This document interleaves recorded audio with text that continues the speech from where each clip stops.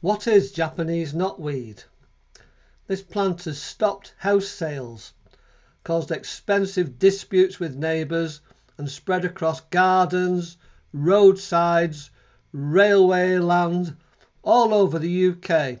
But what actually is it, and why does it cause so much worry?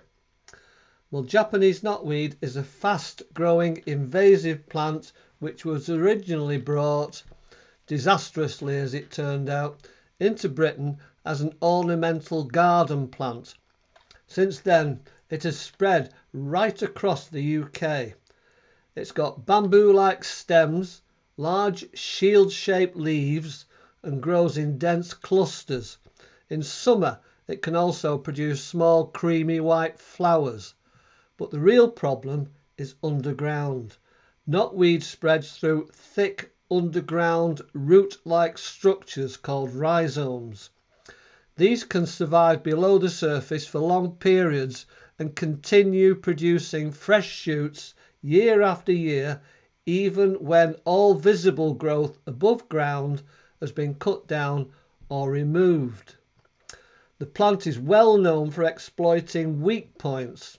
Fresh shoots can appear through cracks in paving, gaps beside walls, garden edges, old drains and disturbed ground. And even small rhizome fragments can often regrow, particularly if they are disturbed and moved in soil, garden waste or contaminated material. This is why trying to remove knotweed can actually make the situation worse. So, do you need to worry about it? Japanese knotweed can become really difficult and expensive to manage once it's become established. It can affect gardens and landscaping, patios and driveways, property sales, mortgages, building work and excavation. That's why proper identification matters.